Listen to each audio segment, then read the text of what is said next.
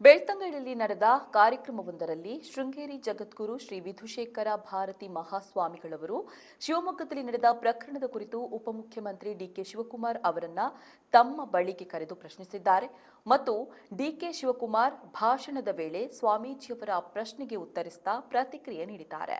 ಧರ್ಮ ಯಾವುದಾದರೂ ತತ್ವ ಒಂದೇ, ನಾಮ ನೂರಾದರೂ ದೈವ ಒಂದೇ, ಪೂಜೆ ಯಾವುದಾದರೇನು ಭಕ್ತಿ ಒಂದೇ, ಕರ್ಮ ಹಲವಾದರೂ ನಿಷ್ಠೆ ಒಂದೇ, ದೇವನೊಬ್ಬ ನಾಮ ಹಲವು. ಹುಟ್ಟುವಾಗ ಯಾರು ಕೂಡ ಯಾವ ಜಾತಿ ಯಾವ ಧರ್ಮದಲ್ಲಿ ಹುಟ್ಟಬೇಕು ಅಂತ ಅರ್ಜಿ ಹಾಕೊಂಡು ಬಂದಿಲ್ಲ.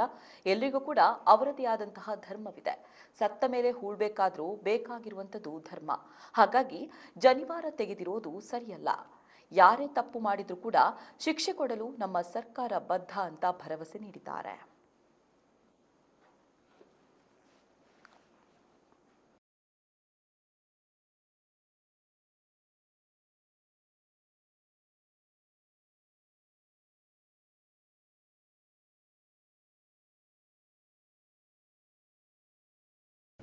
ನಮ್ಮ ಶ್ರೀಗಳು ಒಂದು ಪ್ರಶ್ನೆ ಕೇಳ್ತಾ ಇದ್ದಾರೆ ನನಗೆ, ಮಾಧ್ಯಮದವ್ರು ಇದ್ದಾರೆ ಕೇಳ್ಕೊಳ್ಳಿ.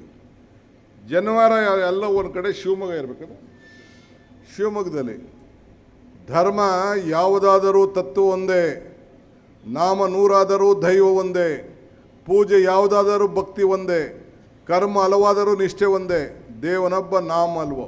ಅವರು ಆಚರಣೆ ಮಾಡೋಂಥದ್ದು ಅವರ ಪದ್ಧತಿ. ಜನಿವಾರ ಹಾಕ್ಕೊಳ್ಳಿ, ಲಿಂಗ ಕಟ್ಕೊಳ್ಳಿ, ತಾಲಿ ಕಟ್ಟಲಿ, ಏನೇ ಆಗಲಿ ಅವ್ರವ್ರ ಧರ್ಮ. ಯಾರು ಹುಟ್ಟುವಾಗ ಯಾರು ಯಾವ ಜಾತಿಯಲ್ಲಿ ಹುಟ್ಟಬೇಕಂತ ಯಾರು ಅರ್ಜಿ ಹಾಕೊಂಡು ಹುಟ್ಟಿಲ್ಲ. ಆದರೆ ಅವ್ರು ಹಿರಿಯರು ಮಾಡ್ಕೊಂಡು ಬಂದಿದ್ದಾರೆ. ನಾಮಕರಣ ಮಾಡೋದು ಧರ್ಮ, ಉಪನಯ ಮಾಡ್ಕೊಳ್ಳೋದು ಧರ್ಮ, ಕಿವಿ ಸುಚ್ಚೋದು ಧರ್ಮ, ಮೂಗು ಸುಚ್ಚೋದು ಧರ್ಮ, ತಾಲಿ ಕಟ್ಸ್ಕೊಳ್ಳೋದು ಧರ್ಮ. ಕೊನೆಗೆ ನಂಗೆ ಧರ್ಮನೇ ಬೇಡ ಅಂತ ಕೆಲವರು ವಾದ ಮಾಡ್ತಾರೆ. ಅವನು ಸತ್ತ ಮೇಲೆ ಅವನ್ನ ಉಣ್ಬೇಕು ಇಲ್ಲ ಅಂದರೆ ಸುಡಬೇಕು ಅನ್ನೋದು ತೀರ್ಮಾನ ಧರ್ಮ. ಧರ್ಮ ಬಿಟ್ಟು ಯಾರೂ ಮಾಡಲಿಕ್ಕೆ ಸಾಧ್ಯ ಇಲ್ಲ. ಹಂಗೆ ಧರ್ಮಗಳಲ್ಲಿ ಯಾವುದು ಒಂದು ಪದ್ಧತಿಯನ್ನು ಬಂದಿದೆ, ಯಾವ ಸರ್ಕಾರ ಕೂಡ ಭಾಗಿಯಾಗಲಿಕ್ಕೆ ತಯಾರಿಲ್ಲ. ಯಾರೇ ತಪ್ಪು ಮಾಡಿದರೆ ಶಿಕ್ಷೆ ಕೊಡಲಿಕ್ಕೆ ಬದ್ಧವಾಗಿದ್ದೇವೆ. ಆ ಧರ್ಮವನ್ನು ಉಳಿಸಲಿಕ್ಕೆ ನಮ್ಮ ಸರ್ಕಾರ ಬದ್ಧವಾಗಿದೆ. ಇದನ್ನು ನೇರವಾಗಿ ಶ್ರೀಗಳ ಪಾದಗಳ ಸನ್ನಿಧಿಯಲ್ಲಿ ಈ ಮಾತನ್ನು ನಾನು ಹೇಳ್ತಾ ಇದ್ದೀನಿ. ಯಾರು ಆತಂಕ ಪಡೆಯೋದು ಬೇಕಾಗಿಲ್ಲ. ನಮ್ಮ ಸರ್ಕಾರ ಎಲ್ಲರೂ ಕೂಡ ಒಟ್ಟೆ ತೆಗೆದುಕೊಂಡು ಹೋಗಿ ಅವರವ್ರ ಧರ್ಮನ ರಕ್ಷಣೆ ಮಾಡೋಂಥ ಕೆಲಸ ನಮ್ಮ ಸರ್ಕಾರ. ನಾನೊಬ್ಬ ಸರ್ಕಾರದ ಪ್ರತಿನಿಧಿಯಾಗಿ ಈ ಸಂದರ್ಭದಲ್ಲಿ ನಾನು ಮಾತಾಡಲಿಕ್ಕೆ ನಾನು ಬಯಸ್ತಾ ಇದ್ದೇನೆ.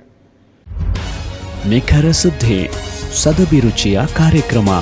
ನೀವು ನೋಡ್ತಾ ಇದ್ದೀರಾ ಕಹಳೆ ನ್ಯೂಸ್, ಸಮಾಜದ ಜಾಗೃತಿಗಾಗಿ ವಸ್ತುನಿಷ್ಠ